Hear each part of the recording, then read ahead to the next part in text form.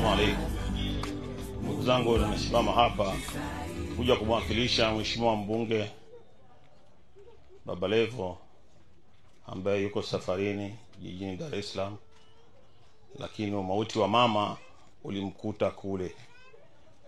Kwa hiyo kule ameshiriki mpaka kuhakikisha mwili wa mama unasafiri kuja huku, na huku bahati mke wake anaishi hapa na yeye tuko naye kwenye shughuli hii. Simama kwa mama. Kwa hiyo ni kilio chetu. Ima ni rafiki yetu, ima ni mdogo wetu, ima ni kipenzi chetu. Kwa hiyo kilio hiki kimetugusa kweli kweli. Kimetugusa sana.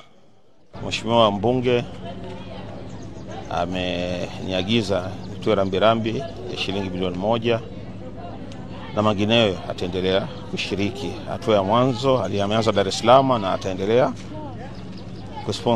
kumaliza kila kitu cha masuala ya Kigoma.